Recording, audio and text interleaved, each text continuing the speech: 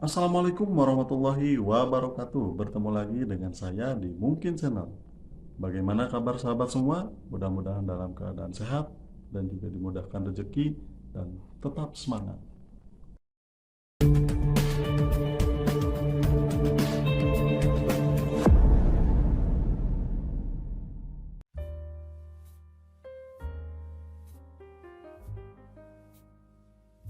Teks eksplanasi. Teks eksplanasi adalah teks yang menjelaskan mengenai proses terjadinya atau terbentuknya suatu fenomena alam maupun peristiwa sosial. Pada teks eksplanasi, sebuah peristiwa terjadi karena ada kejadian yang lain sebelumnya, dan peristiwa tersebut akan mengakibatkan peristiwa lain lagi sesudahnya. Jadi, dapat disimpulkan teks eksplanasi merupakan teks yang menguraikan serangkaian peristiwa. Teks eksplanasi juga memiliki fungsi sosial yaitu memberikan penjelasan kepada masyarakat mengenai proses terjadinya sesuatu. Teks ini juga disusun berdasarkan prinsip sebab akibat. Ciri bahasa teks eksplanasi. Teks eksplanasi memiliki ciri bahasa sebagai berikut yaitu 1. Fokus terhadap hal umum atau generik.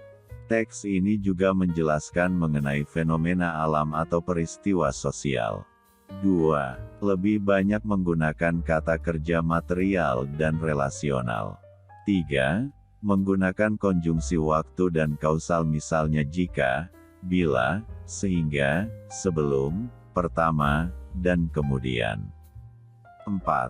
Menggunakan kalimat pasif. 5. Menggunakan istilah ilmiah.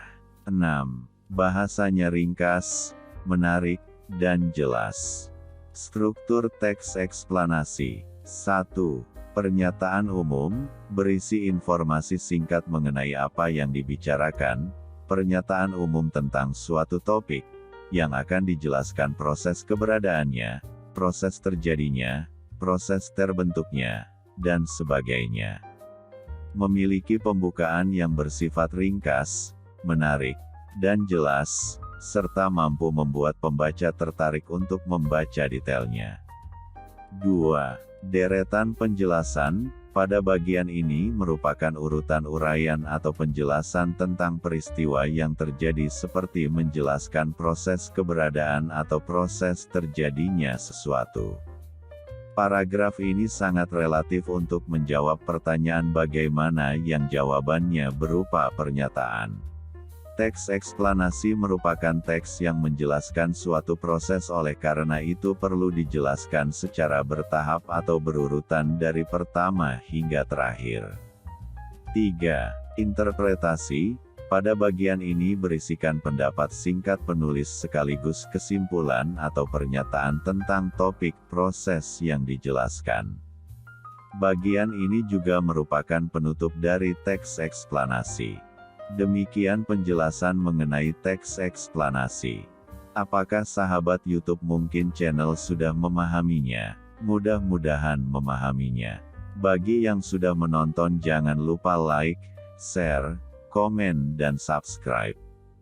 Hatur nuhun.